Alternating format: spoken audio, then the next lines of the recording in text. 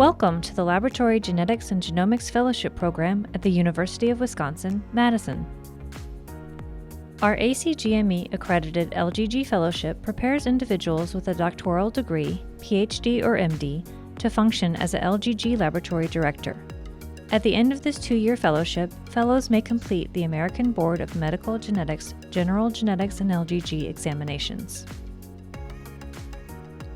Our academic home is the University of Wisconsin-Madison Department of Pediatrics, which also houses a clinical genetics fellowship and a very strong genetic counselor training program. The LGG program is offered in collaboration with the UW Cytogenetics and Molecular Genetics Laboratory at the Wisconsin State Laboratory of Hygiene, the Molecular Diagnostics Laboratory at UW Health, and Prevention Genetics in Marshfield, Wisconsin. This unique relationship with our partner labs provides fellows with a broad range of clinical genetic testing experience, using state-of-the-art methods in a variety of environments, including an academic lab setting, a hospital setting, and a commercial laboratory setting. A former graduate of our program, Fen Gao, explains how she found this arrangement valuable. My name is Fen Gao. I did my LGG fellowship training at University of Wisconsin-Madison from 2018 to 2020. I am currently working as a clinical laboratory director at PerkinElmer Genomics. The LGG fellowship training at UW-Madison provides an unique collaborative training model with 3 distinct clinical genetics laboratories. The benefit of such an arrangement has been threefold. First, I have been exposed and trained in a multitude of assay types spanning from conventional cytogenetics to next-generation sequencing for both constitutional and oncological specimens. Second, I have been trained under several laboratory directors and molecular pathologists with different expertise, and therefore introducing me to a diverse of approaches and perspectives in the data analysis, interpretation, and composition of case report. Third, from a small group of academic lab to a giant commercial lab, I had the chances to learn and to be familiar with the regulations, lab management, test development, as well as CAP inspection, laboratory mergers, and director transition. I really enjoy my LGG fellowship training, and I believe the intensive, diverse fellowship training at UW-Madison has prepared me to be a successful clinical geneticist and lab director.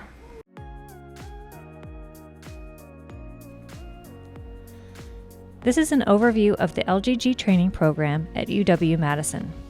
The program is designed to provide a strong foundation in laboratory genetics and genomics while offering flexibility in training sites. The first 6 months are spent at the WSLH in Madison, focusing on traditional cytogenetic techniques including G-banded chromosome analysis and fluorescence in situ hybridization in prenatal, postnatal, and cancer specimens. The next 6-month rotation focuses on molecular cytogenetics and molecular non-sequencing techniques, such as chromosomal microarray, qualitative and quantitative PCR, triplet-primed PCR, methylation-sensitive PCR, and MLPA. This training can occur at a combination of sites, including WSLH, UW Health, and Prevention Genetics. The second year begins with a focus on sequence analysis, including Sanger, NGS gene panels, exome, and genome sequencing. Once again, this can occur at a combination of sites, but at least 2 months must be at Prevention Genetics. There is a 2 to 4 week rotation in the Biochemical Genetics Lab at WSLH, and the last 5 months are dedicated to an area of concentration of the fellow's choosing. This is an opportunity to do a deeper dive into a particular area of interest, such as cancer cytogenetics or prenatal genetics, etc. In addition, this is a time to focus on other areas of running a clinical laboratory, including quality assurance, quality control, laboratory management, and clinical test validation. To give you a deeper sense of the clinical laboratory experience, join us for a virtual tour of the Wisconsin State Lab of Hygiene and Prevention Genetics. Hi, I'm Vanessa Horner. I'm the Program Director of the LGG Fellowship and Section Director of the Cytogenetics and Molecular Genetics Lab at the State Lab of Hygiene. We're standing here at the beautiful Henry Mall, the heart of the UW-Madison campus. This area has been home to genetics research and related activities since 1910. The building behind me is the State Lab of Hygiene. This is where the fellows begin their training in the Cytogenetics and Molecular Genetics Laboratory. So let's go on inside. So we're standing here in the lobby of the State Lab of Hygiene. This is Wisconsin's Public Health and Environmental Laboratory, founded at UW-Madison in 1903. In addition to cytogenetics and molecular genetics, this site also has a biochemical genetics laboratory, which has its own ACGME-accredited clinical biochemical genetics fellowship. This site also has the Wisconsin's newborn screening program. So for our tour today, we're going to first take you up to the Cyto Lab.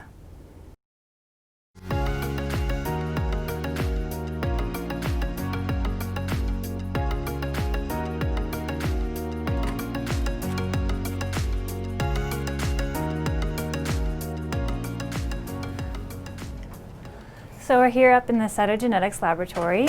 This is Kim Oxendine. She's our cyto supervisor, and she's going to give you a tour of the Cyto Lab. Welcome to the Cytogenetics Laboratory. This is where all the specimens come in and are received. They are accessioned and processed for all of our clinical testing for molecular, fish, and then for classic cytogenetics. The sample types that we received are divided into the different groups for prenatal, as well as constitutional and oncology. We have prenatal samples that are CVS's, chorionic villus sampling, amniotic fluid, and products of conception. We also receive blood samples for constitutional analysis, and oncology samples that include bone marrow, blood, and tumors. From here, the classic cytogenetic samples are set up and harvested. They do grow for a number of days depending on the different tissue types that we receive. From here then we move on into the harvest room, which we will take a look at now. This is our harvesting room. The specimens are all, for classic cytogenetics, are all processed the same way. It just differs in that some of the specimens are suspension cultures and the other ones are adherent cultures. They all receive a addition of coulsamide as well as ethidium bromide to help lengthen the chromosomes and to break the spindle fibers. From there we add a hypotonic solution and we do a series of fixed changes in order to get the specimens ready for preparation of slides. So we use our drying chambers to equalize the temperature and the humidity as much as possible. Suspension cultures are dropped onto slides and put in there. The cover slips are dried within the Petri dish and placed inside the drying chamber. From there, we utilize our oven to bake the chromosomes and the slides so that they're ready then for the next process, which is the staining process, where we use the Giesma stain and trypsin to color the chromosomes so we're able to better see them. This is the room where we keep our slide scanner. It's an imaging system that scans metaphases for our techs so that they can work on a computer. This also enables technicians to work from home remotely, and it takes a little bit of the stress off of them of having to find these metaphases on the microscope and capture them manually. So this is the result of the slide scanner and what it can do for us. This is an example of a high-resolution chromosome analysis. This is a metaphase that was captured by the slide scanner, and here is the metaphase that we were able to create from that. The specimen types that we run on here, only the suspension cultures. The regular tissue culture samples are run manually, so they are captured on the scope with the 35mm camera and used in the same CytoVision computer system. Hi, my name is Les Henderson. I'll be giving you a brief introduction to the FISH section at the Wisconsin State Lab. We use FISH to detect gene deletions, duplications, rearrangements, fusions, and amplifications. This technique is best used for recurrent abnormalities which may be cryptic, found in discrete populations of cells, or in non-dividing material. FISH is a key technique used in the detection of hematological malignancies. Our multiple myeloma panel, for instance, detects a wide spectrum of abnormalities found in CD138 positive plasma cells. These panels have continued to expand in response to demand from the Children's Oncology Group, our local oncologists, and pathologists. Our pathologists have also asked us to expand our portfolio of testing solid tumors, and we have been very fortunate to have the slide processor available to us for use on these tests. This allows us more precise processing of these tissues and also frees our techs from having to move slides around all day. A couple of years ago, we were fortunate enough to upgrade our microscopes to these new Olympus scopes with a motorized Z-axis, allowing us to more accurately document the probe signals that we find in 3 dimensions in our cells. We are excited to be acquiring a new slide scanning system for FISH. This system will allow us to scroll through the different focal planes of our cells, looking at 1 or more probes at the same time, giving us an experience similar to working on the microscope, but allowing technologists to analyze cases from the comfort of their workstations and free them from being in a dark room. The tissue matching capabilities of the system will also be very important when we localize abnormalities to distinct populations of cells, and will help us communicate this better to our pathologists. The educational benefits of this system, allowing novices to review how more experienced technologists scored cases, will also be an immense help, we believe. Hello and welcome to the Molecular Cytogenetics Laboratory here at the State Lab of Hygiene. My name is Rachel Mayberry and I am one of the supervisors here. And we are in our clean room in our molecular lab. In molecular, we are dealing with very minute amount of nucleic acids, and so we are always worried about contamination. Separating spaces is usually how we deal with that, and so our lab is separated by clean room or a pre-PCR room and a post-PCR room. And our array lab is even in another room. Over here, we receive our specimen. And we have 2 benches, our DNA bench and an RNA bench. They both have their own dedicated equipment, so we would not share anything from one bench to another to avoid contamination. We use the Maxwell instrumentation from Promega for our nucleic acid extraction. So this is where we would prepare the specimen for the start of the assay. After we're done with here, and then we would go to our post-PCR room. No amplification happens in this room. So if you can follow me on the next room, we'll see Tracy is working on our PCR hood. Good?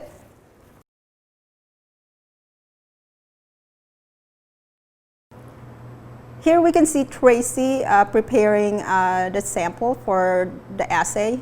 We use PCR cabinets to ensure that no contamination is happening. After she's done preparing the assay, then she would go to our post-PCR room to actually start the PCR.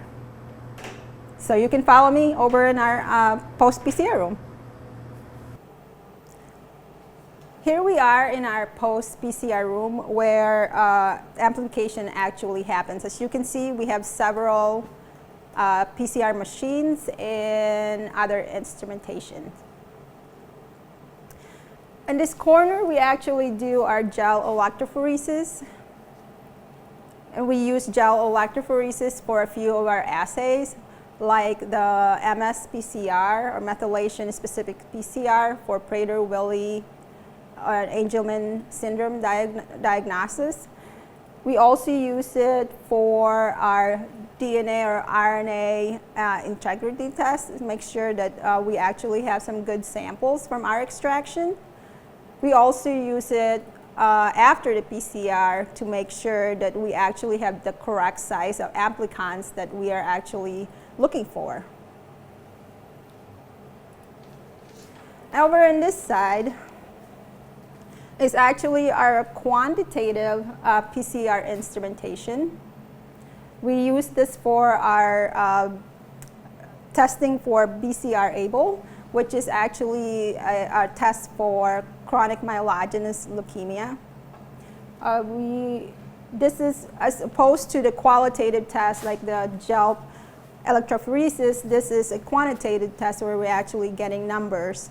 So we can actually tell the doctor how much fusion genes, for example, for the CML, we're looking for the fusion gene for BCR-ABL, see how many of those are actually present and see if the treatment they're actually using to with the patient is actually working. Also in this instrument, we also use it for diagnostic tests for acute promyelocytic leukemia or APML.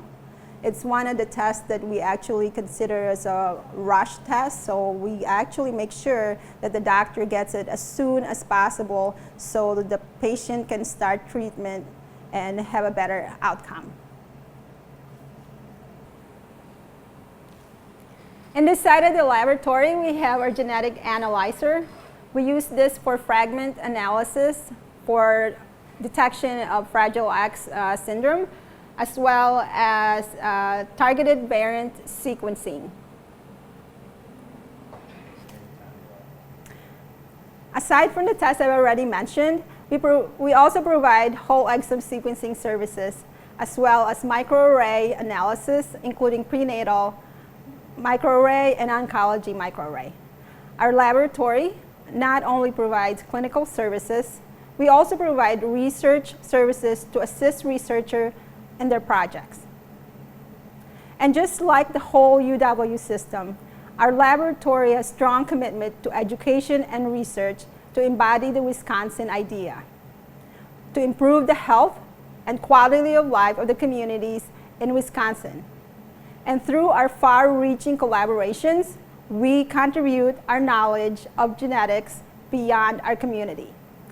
Thanks for joining us, and on Wisconsin. Prevention Genetics is located in Marshfield, Wisconsin, and has over 75,000 square feet of operating space with the latest technologies and processes, including state-of-the-art NovaSeq sequencers. This training site provides fellows with a variety and large volume of clinical laboratory tests for nearly all clinically relevant genes. Of note, clinical whole genome sequencing was launched in 2020. Dr. Jerry Machado, ABMGG Certified Laboratory Director, supervises all fellows during their clinical laboratory experiences for their logbook. In addition, fellows work closely on laboratory techniques, report preparation, and interpretations. Fellows also participate with on-site geneticists and counselors in case presentations in-house. The University of Wisconsin offers numerous opportunities for formal and informal coursework related to genetics. All trainees are required to audit 3 courses offered by the Department of Pediatrics. The first is Advanced Clinical Genetic Concepts in the fall semester of the first year. In this course, trainees will discuss and explain the history and basic principles of medical genetics and genomics. The second course is Laboratory Genetics and Genomics in the spring semester of the first year. This course is taught by our own laboratory genetic counselor, Kimberly Anderson. This course is an introduction to clinical laboratory genetics with particular focus on the relevance of human cytogenetics and molecular genetics and genomics to the practice of medical genetics. The third course is Clinical Biochemical Genetics in the fall semester of the second year.